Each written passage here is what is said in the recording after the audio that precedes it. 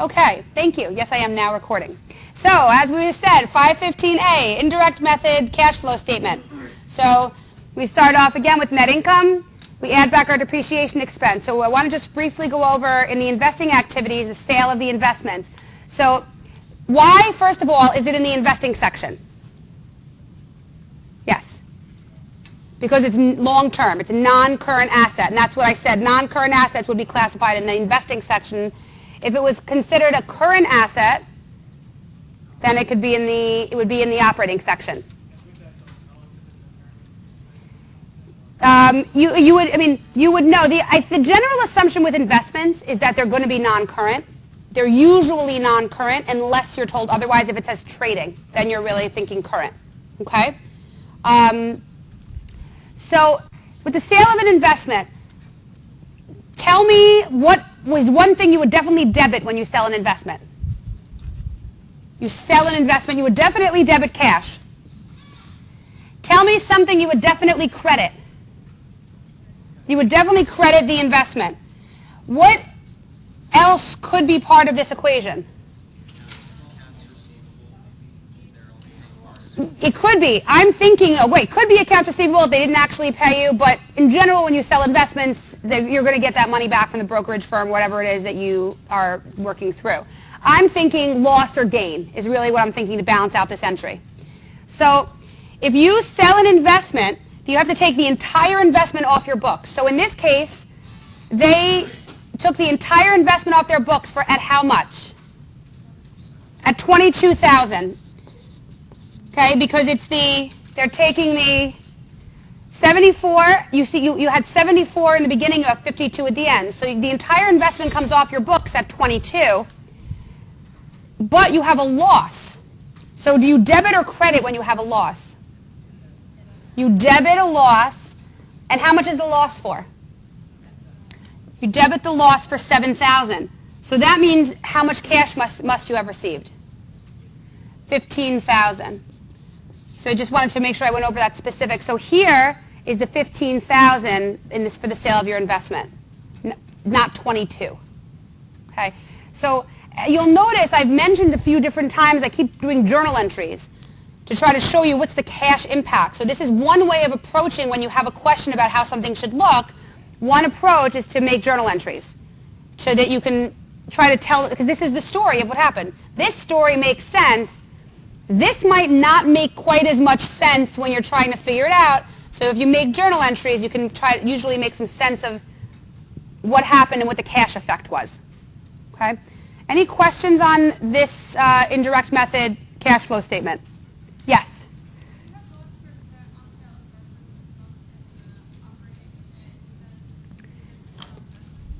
The sale of the investment here is always just the proceeds from the sale. Here, what happened here is they don't give you what the proceeds from the sale are in this problem, do they? They don't give it to you. So you have to figure out what the proceeds are, okay? Which is kind of like doing the equation that you are used to or that you learned, right? You're backing into the proceeds by looking at what the change in the investment account is. So you sold the investment. That was the basis of your asset.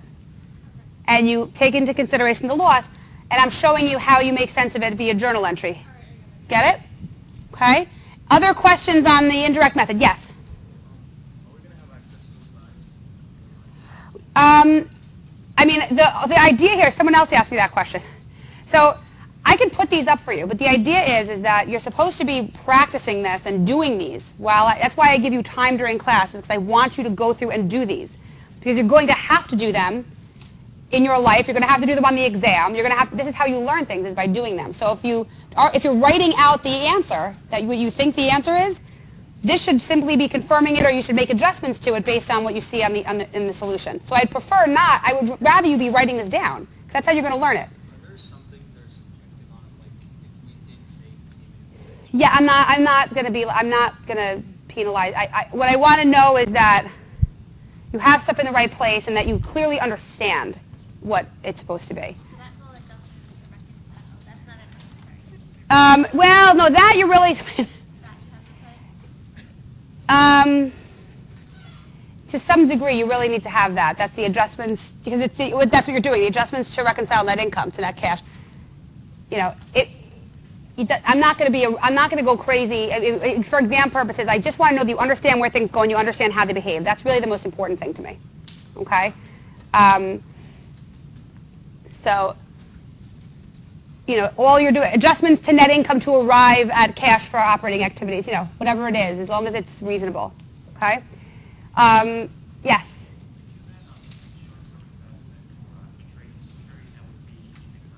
Yes. No, because that's non-current assets. So then you would show it in the operating section. Okay. Other questions?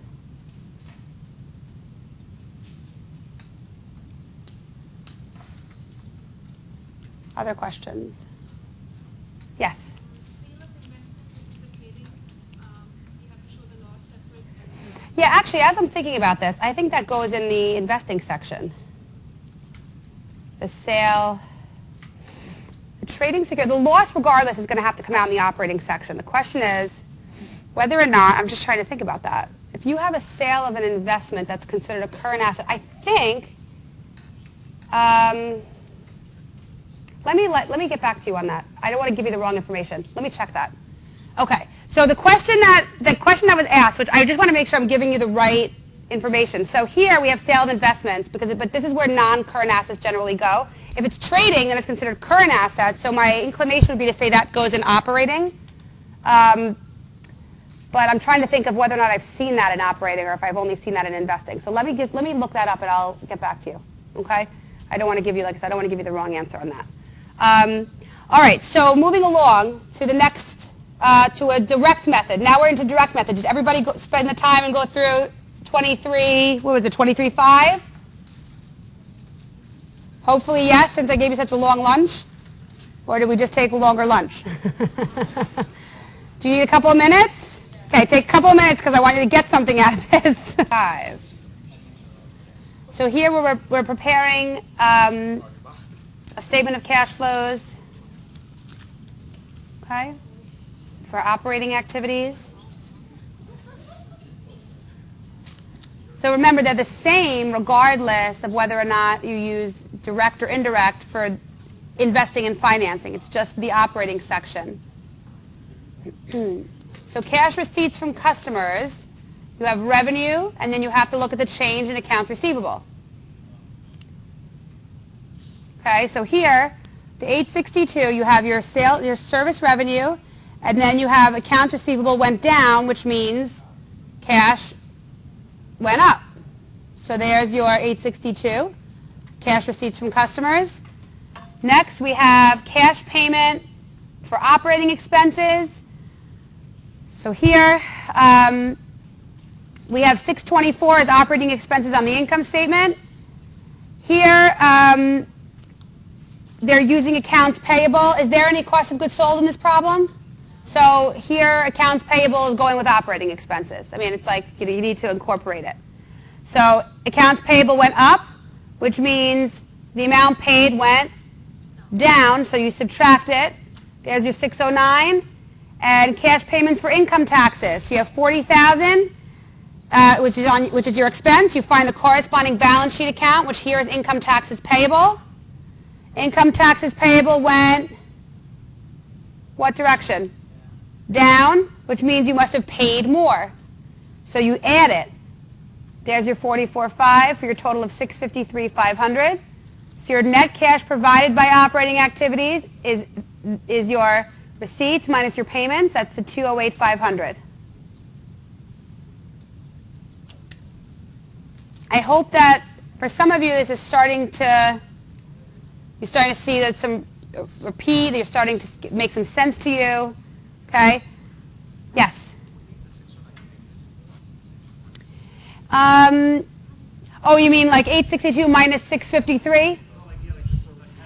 Yeah, well, this is just a computation. This is not actually on the statement of cash flows. This is how you arrive at these numbers. That's a good question. So does it have to be with a parentheses? I don't care. Okay? If there's not like an accounting rule that says if it's parentheses, it's this, as long as it's clear to me what you're doing, okay? So imagine this. So someone has to grade these. If they're difficult to grade, you're more likely to get it wrong. So make sure it's clear, okay, what you're doing, not ambiguous what you're doing, okay? But I don't care if it's got parentheses, if you do different columns. Those are all acceptable ways of accounting for things. I know some people will be very specific with how they want you to report things. It's just not my style. I more want to understand that you know that you understand, not understand that you, or both, I guess both of those work. So, okay.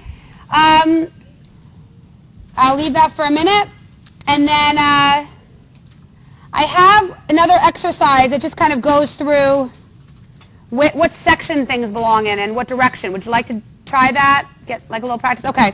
So if you want to start looking at brief exercise 23.3, brief exercise 23.3. Okay.